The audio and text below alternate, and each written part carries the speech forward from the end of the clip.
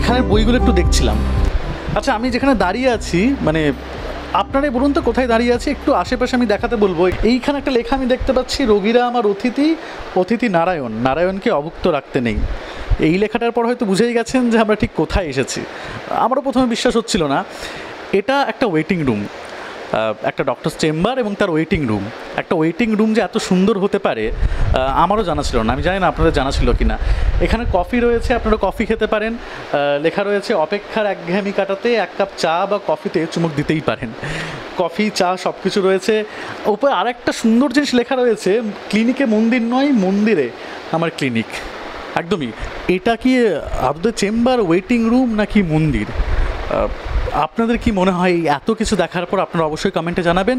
আমরা এই বিষয়ে যে কীভাবে তিনি এরকম ভাবলেন, ওয়েটিং রুম বা যারা এসে অপেক্ষা করবেন তাদের জন্য এরকম ব্যবস্থা কেন করলেন বা কী ভেবে করেছেন, সেই নিয়ে বিস্তারিত কথা বলে নেব ডক্টর সুদীপ সরকারের সাথে। কিন্তু এটা আপনারা অবশ্যই কমেন্টে জানান যে এটা আপনাদের দেখে কেমন লাগছে, কী মনে হচ্ছে, আমি কি মন্দিরের সামনে দাঁড়িয়ে আছি নাকি কোনো ডক্টর চেম্বারে দাঁড়িয়ে আছি। নমস্কার, আমি সিঞ্জন, আর TV19 বাংলায় আপনাকে স্বাগত। আজকে আমরা যেখানে এসেছি সেখানে আপনাদের অনেক সমস্যার সমাধান হয়ে যেতে পারে। আপনাদের মনে যে প্রশ্নগুলো আসে, অনেকের মনে প্রশ্ন আসে যে চুল পড়ে যাচ্ছে, টাক হয়ে যাচ্ছে, স্কিনে গ্লো কী করে রাখবেন, বা এটাও প্রশ্ন থাকে যে কি বয়স কমানো যায়, আপনি কি আটকে থাকতে পারেন আপনার বয়সে।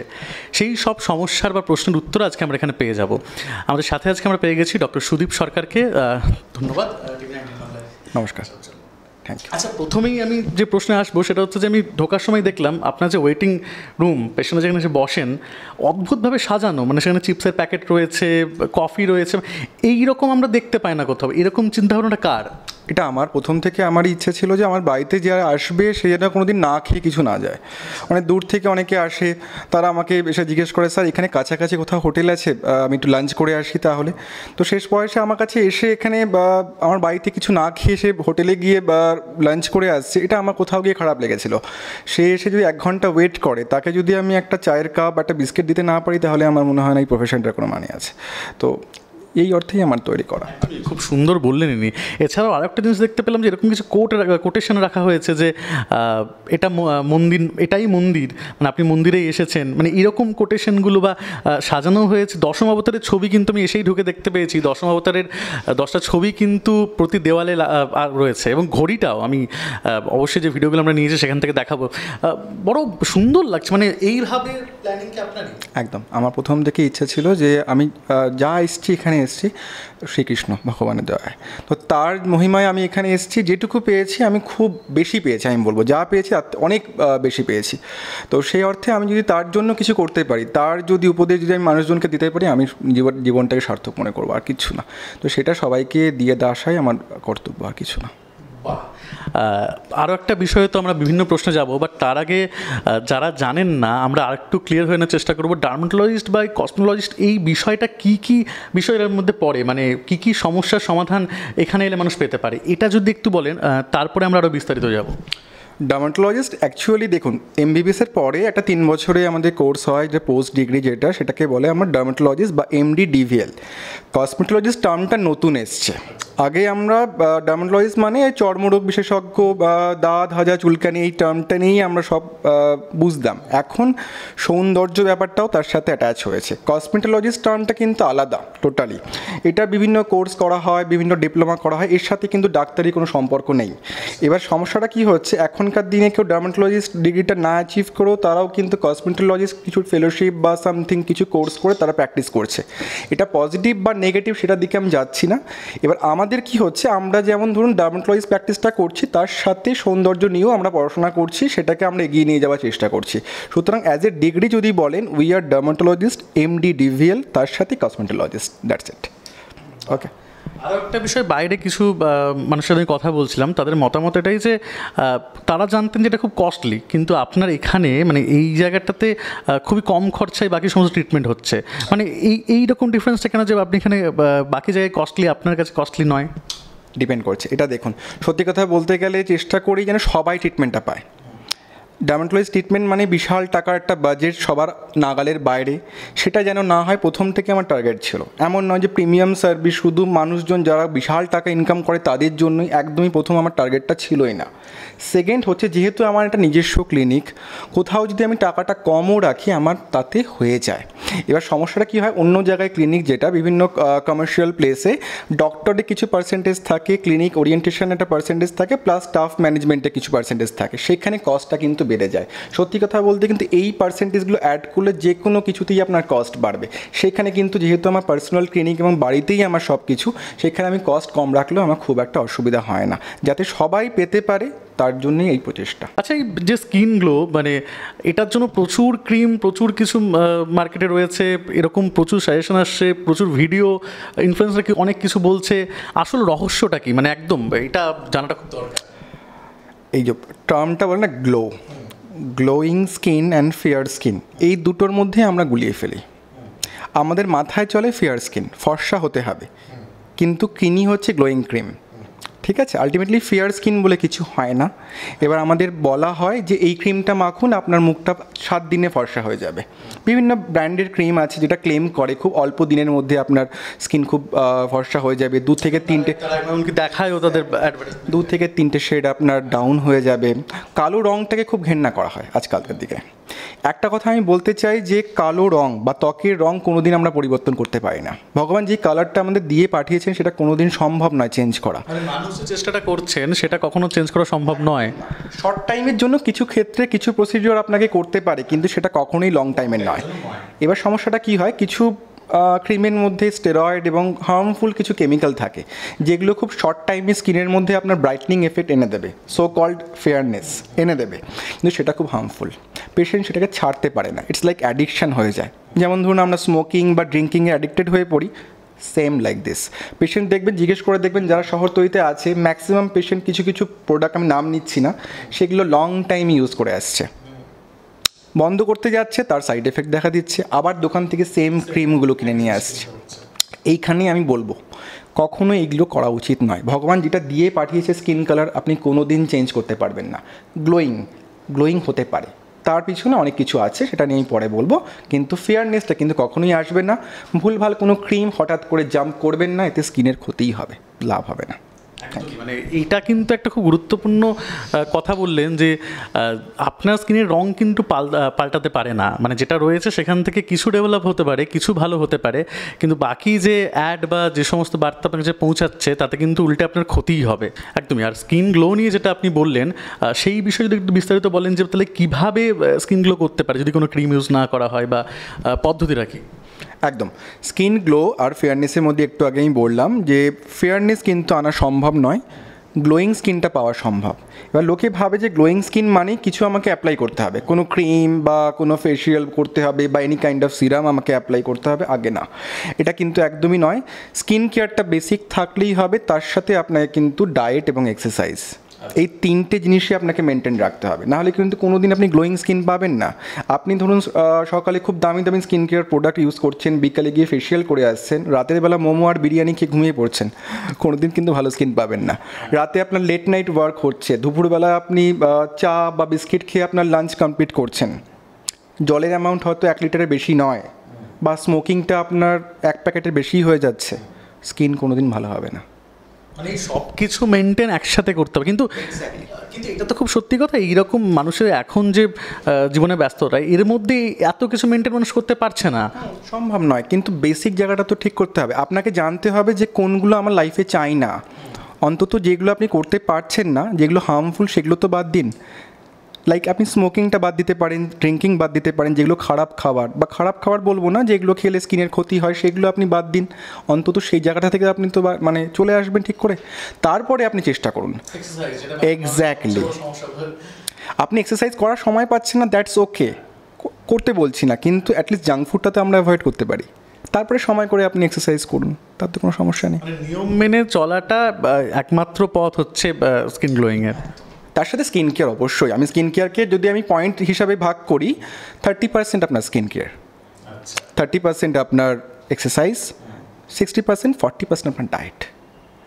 একদম খুব সুন্দরভাবে বুঝিয়ে দিল যে আপনি আপনার দৈনন্দিন জীবনে ঠিক কীভাবে থাকলে কীভাবে নিয়ম মেনে চললে আপনার স্কিন অটোমেটিকলি গ্লো করবে। আরও একটা শব্দ খুব শোনা যাচ্ছে, কোলাজেন। এই কোলাজেন বুস্টার, কোলাজেন ক্রিম, এইগুলো নিয়ে প্রচণ্ড মাতামাতি। এই বিষয়টা কি, মানে স্কিনের ক্ষেত্রে কতটা গুরুত্বপূর্ণ এটা?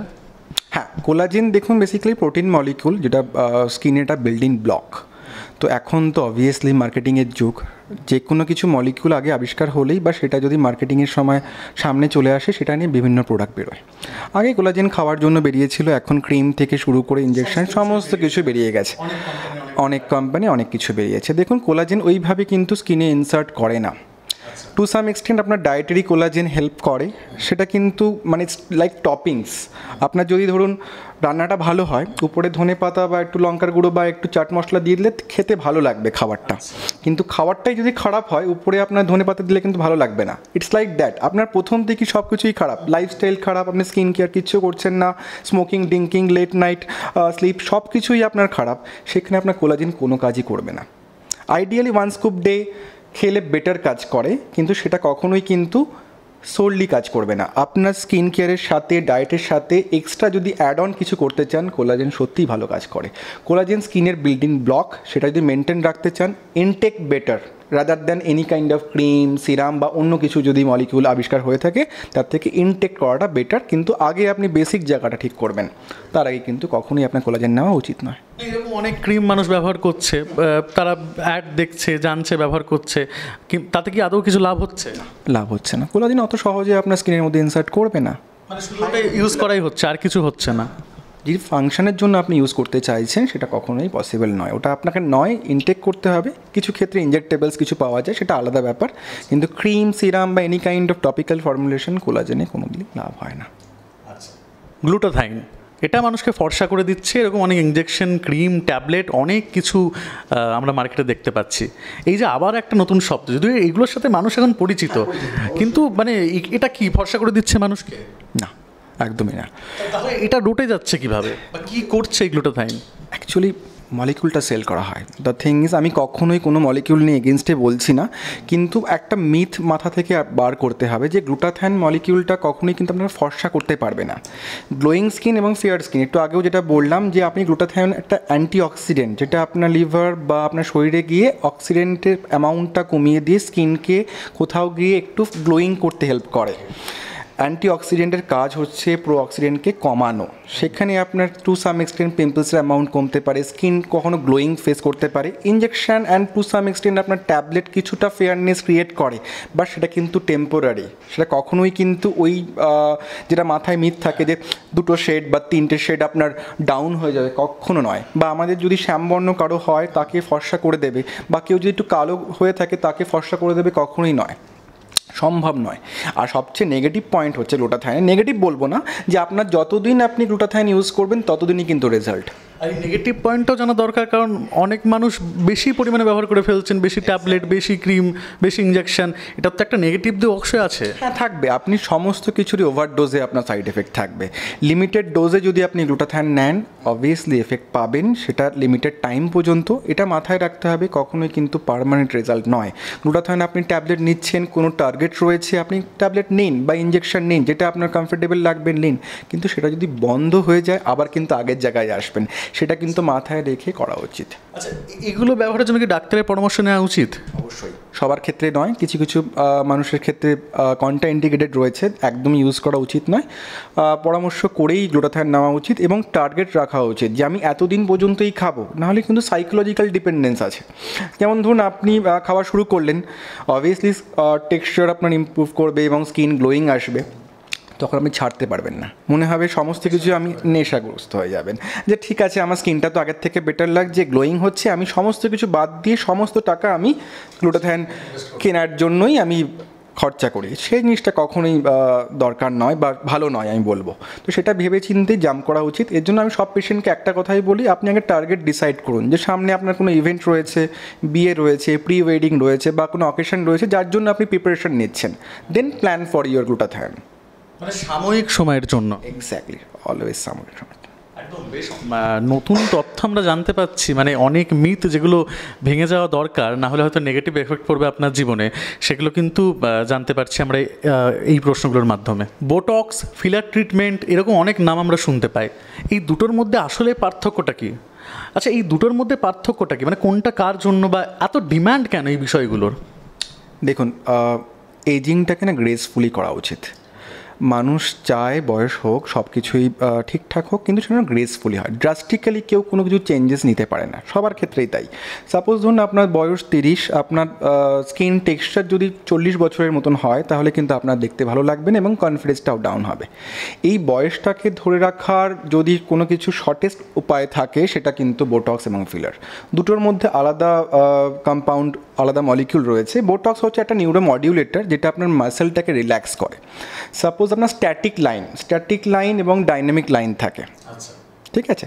আমরা হাসছি, কাঁদছি, এই যে এক্সপ্রেশন লাইনগুলো, এগুলোকে যদি আমরা কোথাও গিয়ে আটকাতে চাই, সেখানে কিন্তু বোটক্স খুব ভালো কাজ করে। কারা করতে পারে? ইভেন 25 ইয়ার্স পর থেকে যে কোনো মানুষ করতে পারে। যাদের রিঙ্কেলস নিয়ে প্রবলেম আসছে, প্রিম্যাচিওর চলে এসছে রিঙ্কেলস, তাদের জন্য কিন্তু বোটক্স খুব হেল্পফুল। মানে বয়সটা ইম্পর্টেন্ট, যে 25 বছরের পরে? হ্যাঁ, রাফলি 25 ইয়ার্স অনওয়ার্ডস করলেই বেটার, তার আগে লাগে না। এবার অনেকে যদি করতে চায়, দ্যাটস ডিফারেন্ট থিং। এইবার ফিলার অ্যামাউন্টটা আমি বলি, ফিলার জন্য একটা আমি স্লাইডে নিয়ে যাব। দেখতেই পাচ্ছেন এখানে একজন মিড এজ ফিমেল রয়েছেন, সেখানে দেখুন অনেক জায়গায় ভলিউম লস হয়েছে। ভলিউম লস বলতে গেলে দেখুন এখানে আন্ডার আইতে অনেকটা ভলিউম লস রয়েছে, এখানে চিক পোর্শনটা অনেকটা ভলিউম লস হয়েছে। এই ভলিউমগুলো যদি আমরা মেনটেন করতে চাই, সেক্ষেত্রে কিন্তু ফিলিং এজেন্ট ফিলার দেওয়াটা কিন্তু দরকার। একটা বয়সের পরে বোটক্স কিন্তু খুব একটা ভালো কাজ করবে না, কারণ ওখানে আপনার ডাইনামিক লাইন্স থেকে স্ট্যাটিক লাইনটা ভিজিবল। স্ট্যাটিক লাইনটা বলতে আপনি ধরুন বসে আছেন, তবুও আপনার বলিরেখা বা এনি কাইন্ড অফ রিঙ্কেলস দেখা যাচ্ছে, তখন কিন্তু ফিলার্সটা খুব ইম্পর্টেন্ট। এখানে দেখতে পাচ্ছেন এখানে কিছু লাইন্স রয়েছে, আমরা ম্যারিওয়েট লাইন বলি, চিন অগমেন্টেশন রয়েছে। এই পার্টগুলো যদি আপনি এনহ্যান্স করতে চান বা এটাকে যদি বাড়াতে চান বা কখনো ভলিউমটাকে ফিল করতে চান, তখন কিন্তু ফিলার ছাড়া অপশান নেই। অনেকের ক্ষেত্রে দেখবেন আন্ডার আই ডার্ক সার্কেল থাকে, অনেক ক্রিম, লোশন, অনেক কিছু অ্যাপ্লাই করেছেন, তবুও কোনো লাভ হচ্ছে না। সে অর্থে কিন্তু ফিলারটা খুব ভালো কাজ করবে। ওকে, আর এখানে চলে আসি যে বোটক্সে কোথায় কোথায় আমরা বোটক্স ইঞ্জেকশন দিতে পারি। দেখুন, ম্যাক্সিমাম ক্ষেত্রে আমরা ফ্রন্টাল এরিয়া বা আপনার ফোরহেডস এরিয়াতে রিঙ্কেলস বেশি দেখা দেয়, সেখানে আমরা বোটক্স ইঞ্জেকশন করি। এই জায়গায় যেখানে দেখুন ক্রোফিট এরিয়া, এই পার্টটা আমরা বোটক্স দিতে পারি, এবং আরও বিভিন্ন পার্ট রয়েছে যেখানে আমাদের রিঙ্কেলসটাকে কমানো খুব ইম্পর্টেন্ট, তো সেই পার্টে আমরা বোটক্স দিতে পারি। অ্যাকচুয়ালি বোটক্স ফিলার সাইমালটেনিয়াসলি দুটো একসাথেই চলে, বাট ডিপেন্ড করে কার কী রিকোয়ারমেন্ট, কার কী বয়স এবং কার কী ডিমান্ড। Okay, thank you. মুখ দেখে শরীরের ভেতর কি চলছে এটা বোঝা যায়, এই কথাটা শুনলেই আমাদের মনে পড়ে যায় ডাক্তার বিধানচন্দ্র রায়ের কথা। আচ্ছা, এটা কি সম্ভব? মানে মুখ দেখে বোঝা যাচ্ছে শরীরের মধ্যে কি চলছে, কি সমস্যা? একদম সম্ভব, কিছু ক্ষেত্রে সত্যিই সম্ভব। স্কিন দেখুন আমাদের অর্ধেক জিনিস বা ম্যাক্সিমাম 100%ই বলতে পারেন যে আমাদের দেখেই ডায়াগনোসিস করতে হয়, সেরকম তো কোনো ডায়াগনস্টিক ফিচার্স নেই। আমাদের কি করতে হয়, প্রথমে ফেশিয়াল স্ট্রাকচার এবং কোথায় কি লিশন রয়েছে সেটা দেখে আমরা ডায়াগনোসিস করি। অনেক ক্ষেত্রে ইন্টারনাল পার্ট কিন্তু ড্যামেজ থাকে, সেক্ষেত্রে স্কিনে কিন্তু অনেক লিশন বেরিয়ে আসে। লাইক ধরুন আমি একটা জাস্ট এক্সাম্পল দিচ্ছি, একটু শর্টেই বলবো। ম্যান্ডিবুলার অ্যাকনি, অনেক পেশেন্ট ফিমেলদের যাদের এই পার্টটায় অ্যাকনি বা পিম্পলস হয়, তো সেক্ষেত্রে আমাদের কিন্তু পিসিওডি প্রোফাইল বা পলিসিস্টিক ওভারি বা মেন্সের যে সমস্যাটা হয় সেটা কিন্তু চেক আউট করা দরকার। কপালের দিকে পিম্পলস হলে আমরা কিন্তু ড্যান্ড্রফ পার্টটা অনেক সময় ডায়াগনোসিস করতে পারি। অনেকের ক্ষেত্রে দেখবেন গলার দিকে কালো প্যাচেস থাকে, আমাদের মনে হয় যে ওটা ট্যান পড়ছে বা এনি কাইন্ড অফ নোংরা পড়েছে, আমরা স্ক্রাবিং করি বা পার্লারে গিয়ে কোনো ফেশিয়াল বা এনি কাইন্ড অফ ডিট্যানিং করি, ওটা কিন্তু ইন্টারনাল বডি পার্টের প্রবলেম। লাইক ধরুন আপনার ওটা যদি বলি থাইরয়েড প্রবলেম থাকতে পারে, সুগারের প্রবলেম থাকতে পারে, আমরা ওটাকে ডায়াগনোসিস হিসাবে বলি অ্যাকান্থোসিস নাইগ্রিগ্যান্স। তো এইভাবে স্কিনের অনেক লিশন দেখে আমরা ইন্টারনাল বডি পার্টের কোনো ড্যামেজ হয়েছে কি না বা any kind of sign, alarming sign কিছু দিচ্ছে কি না আমরা ডায়াগনোসিস করতে পারি।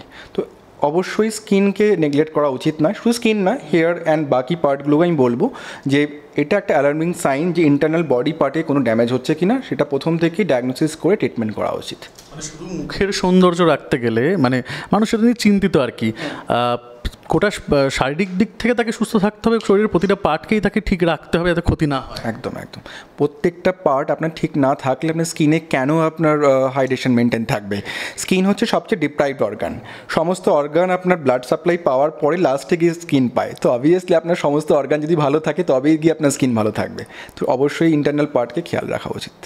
একদমই বিষয়টা কিন্তু স্পষ্ট হয়ে গেল যে আপনি যেটা চাইছেন আপনার স্কিন গ্লো করুক, আপনার মুখ গ্লো করুক, তার জন্য কিন্তু আপনাকে শারীরিক দিক থেকে সুস্থ থাকতে হবে এবং আপনাকে সেই বিষয়ে সচেতন হতে হবে। ঠিক আপনি বাড়ি থেকে বেরোতে যাচ্ছেন, এর জন্য একটা প্রোটেকশন দরকার। বৃষ্টি পড়লে ছাতা, শীতকালে সোয়েটার, এসবের বাইরেও সানস্ক্রিনটা এখন প্রয়োজন হয়ে পড়েছে। এই কথাটা মানুষের মুখে মুখে রটে গেছে এবং সবাই, প্রত্যেকে, বিভিন্ন কোম্পানি, বিভিন্ন ব্র্যান্ড এর সানস্ক্রিন মাখছেই।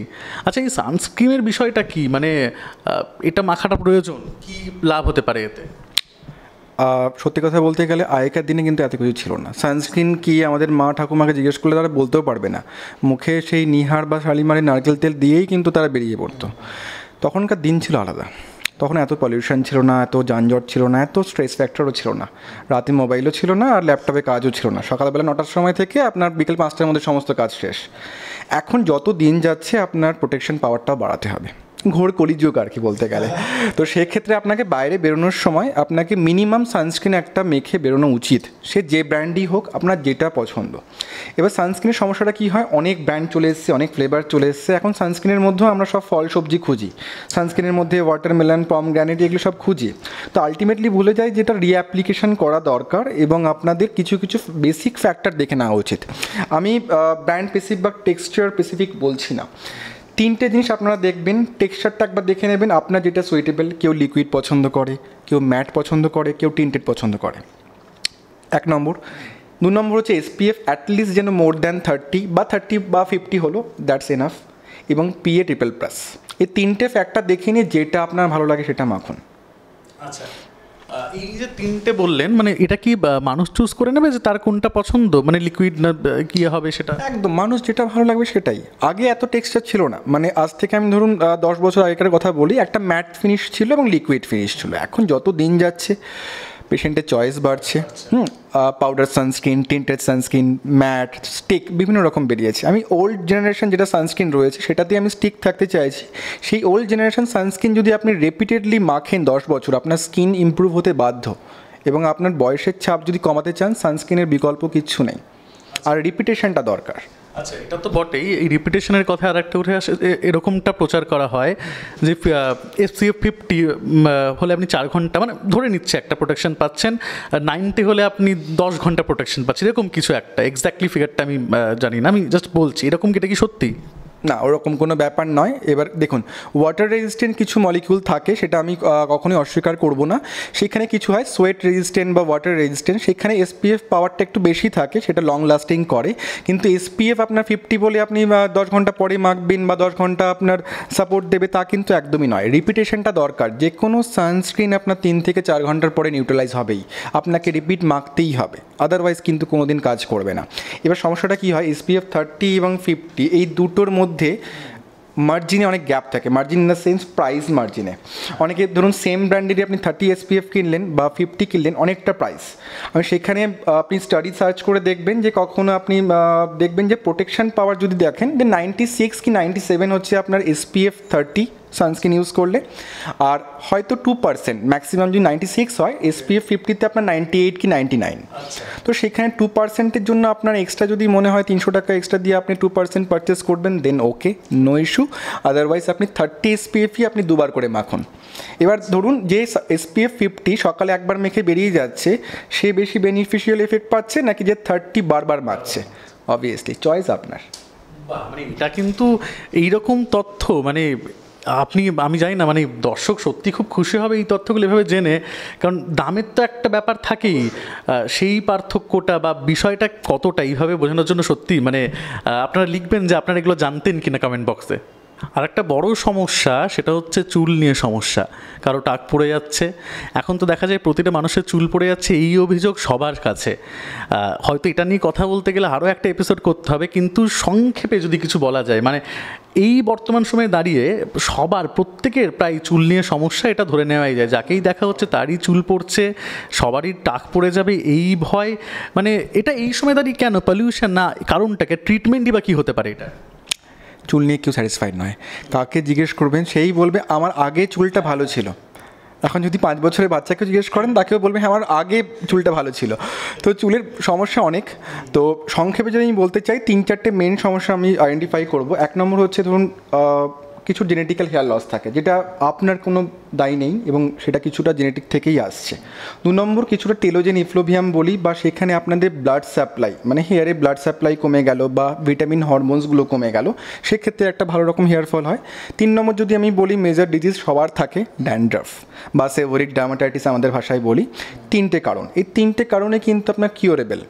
কিছু ক্ষেত্রে আমাদের কি হয়, জেনেটিক্যাল হেয়ার লসের ট্রিটমেন্টটা অনেকটা দিন করতে হয়, অনেক দিন ধরে ট্রিটমেন্ট করতে হয়। পেশেন্টের কিন্তু সেই পেশেন্সটা থাকে না, ধৈর্যটা থাকে না। ওই একটা কারণেই কিন্তু হেয়ার ফলের ট্রিটমেন্টে পেশেন্ট স্যাটিসফাইড হয় না। সবচেয়ে বেশি ডক্টর শপিং চলে হচ্ছে আপনার হেয়ার ফলের ট্রিটমেন্টে। খেয়াল করে দেখবেন যে কখনো কোনো পেশেন্ট যখন আমার কাছে আসে, তার আগে 3-4টে ডক্টর দেখিয়ে নিয়ে এসছেন। তার মানে এই নয় যে তারা ইনএফিশিয়েন্ট, তারা সমস্ত ওষুধ দিয়েছেন, ভালো ওষুধ দিয়েছেন, তার সময়টা দেয়নি। হেয়ারে আপনার গ্রোথ করতে সময় লাগবে, it will take time. Skin যত তাড়াতাড়ি করবে, আপনার হেয়ার তত তাড়াতাড়ি করবে না, সেই সময়টা আপনাকে দিতে হবে, না হলে কিন্তু হেয়ার ফলের ট্রিটমেন্ট কোথাও গিয়ে আপনি স্যাটিসফাইড হবেন না। আর সবচেয়ে বড় কথা, হেয়ারে ব্লাড সাপ্লাই যা যা ভিটামিনস হরমোনস থাকে রেগুলার বেসিসে আপনাদের চেক আউট করা উচিত। যাদের কোনোভাবে যদি সেটা কমতি হয় বা কোথাও যদি একটু বেশি হয়ে যায়, সেটা ডক্টরের পরামর্শ নিয়ে কারেকশান করতে হবে। আদারওয়াইজ কিন্তু হেয়ার ট্রিটমেন্টে কোথাও গিয়ে আপনি স্যাটিসফাইড হবেন না, শুধু চলতেই থাকবে এই সিরাম, ওই শ্যাম্পু, এই তেল, বিভিন্ন রকম ম্যাসাজিং, পার্লার ট্রিটমেন্টস, সেটা চলতেই থাকবে। ওকে, যেটা বললেন আপনি যে বিভিন্ন রকম শ্যাম্পু, তেল, আমরা দেখছি যে সময়ের সাথে সাথে বিভিন্ন রকম মানে অনিয়ন শ্যাম্পু হোক কি মেথি, এরকম প্রচুর জিনিস যেগুলো হয়তো আগে ব্যবহার করা হতো ঘরোয়াভাবে, সেগুলো নিয়ে নতুন নতুন শ্যাম্পু, তেল বের করা হচ্ছে এবং মার্কেটিং করা হচ্ছে। এইগুলো মানুষ ব্যবহারও করছে বিভিন্নভাবে, লাভ হয়। দেখুন, এটার কন্ট্রোভার্সিয়াল টপিক, সো অনেকে হয়তো বেনিফিশিয়াল এফেক্ট পেয়েছে, আমি সেটা এগেনস্টে নই। কিন্তু শ্যাম্পু বা কন্ডিশনার এই দুটোর কাজ আমি বুঝিয়ে দিই, সে যে শ্যাম্পুই হোক, পেঁয়াজ, আদা, রসুন যাই দিন শ্যাম্পুতে, ঠিক আছে। শ্যাম্পুর কাজ হচ্ছে বেসিক স্ক্যাল্পটাকে ক্লিনস করা। ইটস লাইক সার্ফ এক্সেল, যেটা দিয়ে আপনি ঘরটা মুছবেন। আপনি ঘর মুছছেন লাইজল দিয়ে, হারপিক দিয়ে, আপনি নর্মাল ফিনাইল দিয়ে, কিচ্ছু ম্যাটার করে না, ঘরটা পরিষ্কার হওয়া নিয়ে কথা। আচ্ছা, এর মধ্যে আপনি মেথি দিন, পেঁয়াজের রস দিন, সেটা হয়তো এক্সট্রা কিছু বেনিফিশিয়াল এফেক্ট হতে পারে, বাট সেটা স্কিনের মধ্যে বা হেয়ার রুটের মধ্যে কখনোই সেইভাবে পৌঁছাবে না।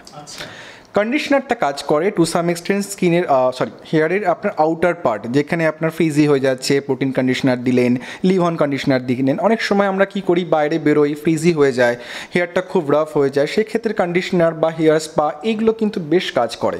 কিন্তু শ্যাম্পুর জন্য হেয়ার ফল কমে গেল বা শ্যাম্পুর জন্য হেয়ার ফল বেড়ে গেল, এই দুটো স্টেটমেন্টই কিন্তু একটা ডাইলেকট্রিক সিচুয়েশনে রয়েছে, ঠিক আছে। বিস্তারিত শুনলেনই, কিন্তু এই চুলের সমস্যা নিয়ে তো কথা বললে একটা নতুন এপিসোড হয়েই যাবে। আপনারা যাবতীয় সমস্যা ডাক্তারবাবুর সাথে নিজস্বভাবে কথা বলতে পারেন। আমি এই যে ঠিকানা বা এখানকার আসার কিভাবে আসবেন বা কীভাবে যোগাযোগ করবেন সবই আমি ডেসক্রিপশানে দিয়ে দেওয়ার চেষ্টা করব। আচ্ছা, এই এত কিছু তো শুনলাম, কিন্তু মানে এত ব্যস্ততা মানুষের জীবনে, এত কাজ, কেউ হয়তো এত কিছু এফোর্টও করতে পারবেন না, যা কিছু এরকম বোটক্স বা যা কিছু রয়েছে, সাধারণভাবে কিভাবে এত মানে মেনটেন করা যায়, কিভাবে মানুষ সাধারণ জীবন পেতে পারে, ভালো স্কিন পেতে পারে? একদম, দেখুন, সাধারণভাবে বাঁচতে গেলে সাধারণ জিনিসভাবেই আপনাকে এগিয়ে যেতে হবে, ঠিক আছে। ফ্যান্সি কিচ্ছু লাগবে না, বিশ্বাস করুন। আপনি যদি স্কিন কেয়ার করতে না পারেন, বেসিক ডায়েটটা আপনি ঠিক রাখবেন, বাইরের খাবার বা any kind of junk food আপনি কনজিউম করবেন না, 1 নম্বর। 2 নম্বর হচ্ছে, যদি স্কিন কেয়ার করতে চান তাহলে বেসিক একটা ফেস ওয়াশ, একটা নাইটে ময়েশ্চারাইজার অ্যান্ড দিনের বেলা সানস্ক্রিন মাস্ট, যে কোনো কোম্পানির যেটা আপনার ভালো লাগে। অবভিয়াসলি মেডিকেট হলে বেটার, আদারওয়াইজ আপনার যেটা কমফোর্টেবল, বাজেট আপনার যেটা সাপোর্ট করবে সেটাই আপনি ইউজ করুন। আর ইফ পসিবল সপ্তাহে 3 দিন অন্তত এক্সারসাইজ করুন। এক্সারসাইজ আপনার যেরকমভাবে আপনার শরীর পারমিট করে, অনেকে শরীর পারমিট করে না, তারা অন্তত যোগা করুন, মেডিটেশন করুন। যদি শরীর পারমিট করে, জিম অর্থাৎ আপনার মাসেল ট্রেনিং করা স্টার্ট করে দিন। এই 3টে জিনিস বেসিক কেউ ফলো করে, তার স্কিন ভালো থাকবেই, অ্যাটলিস্ট খারাপ পর্যায়ে যাবে না। দেখুন, সত্যি কথা বলতে গেলে কেউ 50-60 বছরে গিয়ে ভালো স্কিন নিয়ে কিন্তু থাকবে না, তার রিঙ্কেলস আসবেই, বয়সের ছাপ পড়বে, স্কিন খারাপ হবেই, যে যতই ভালো হোক না কেন, যত টাকাই আপনি খরচ করুন, সম্ভব নয়। কিন্তু এজিংটা যেন গ্রেসফুলি হয়, 30 বছর আপনার বয়স যেন স্কিনটা 30 বছরই হয়, এটাই কিন্তু আমাদের টার্গেট থাকে। আমরা কিন্তু কোনো এক্সপেকটেশন বিশাল দিই না যে আপনার 30 বছর রয়েছে, আপনার স্কিন আমি 20 বছরের মতন করে দেবো, বা 50 বছর রয়েছে, আপনার 10 বছর কমিয়ে দেবো, একদমই নয়। এজিংটা যেন ঠিকঠাক হয়, এজিংটা গ্রেসফুলি হতে হবে। ড্রাস্টিক্যালি হলেও আপনার বিপদ, আর কিছু না। এই 3টে জিনিস মেনটেন রাখুন, দেখবেন স্কিনও ভালো থাকছে, শরীরও ভালো থাকছে। বাকি দেখা হবে অবশ্যই। Thank you. আজকের ইন্টারভিউ এখানেই শেষ করছি। যে যে জিনিসগুলো জানা গেল, অনেক মিথ কিন্তু ভেঙে গেল, অনেক কিছু সত্যি জানা গেল যে কিভাবে কি ব্যবহার করা উচিত বা আসলেই সেই প্রোডাক্টগুলোর সত্যতাটা কী। অনেক ধন্যবাদ আমাদের সাথে থাকার জন্য। এরকম আরও ভিডিও দেখতে সঙ্গে থাকুন। আজকে এখানেই শেষ করছি।